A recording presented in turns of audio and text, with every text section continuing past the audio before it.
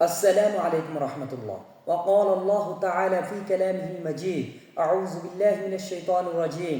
إن الذين كفروا بآياتنا سوف نصليهم نارا كلما نضجت جلودهم بدلناهم جلودا غيرها ليذوقوا العذاب إن الله كان عزيزا حكيما.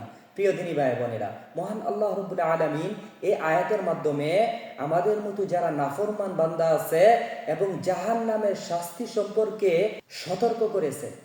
আল্লাহ তাআলা এই আয়াতের মাধ্যমে বলছেন, নিশ্চয়ই যারা আমার আয়াতকে অস্বীকার করবে অচিরেই আমি তাদেরকে জাহান্নামে প্রবিষ্ট করব এবং জাহান্নামের শাস্তি দ্বারা যখন তাদের শরীরের চামড়াগুলো দগ্ধ হয়ে যাবে, পুড়ে গলে শেষ হয়ে যাবে, ওই জায়গায় আমি আল্লাহ তাআলা আবার নতুন চামড়া সৃষ্টি করব যাতে করে তারা জাহান্নামের শাস্তি ভোগ করতে থাকে।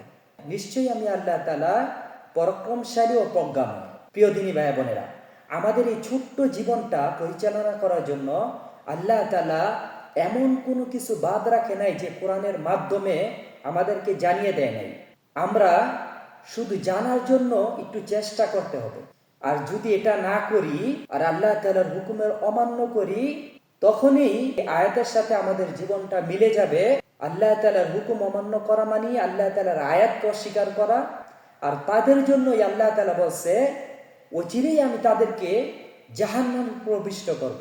আল্লাহ তাআলা আমাদেরকে আল্লাহ তাআলার হুকুম আহকামের প্রতি জানার আগ্রহ এবং মানার জন্য চেষ্টা করা, আর এই ভয়াবহ জাহান্নামের শাস্তি থেকে আল্লাহ তাআলা আমাদেরকে বাঁচার তৌফিক দান করুক। আমিন।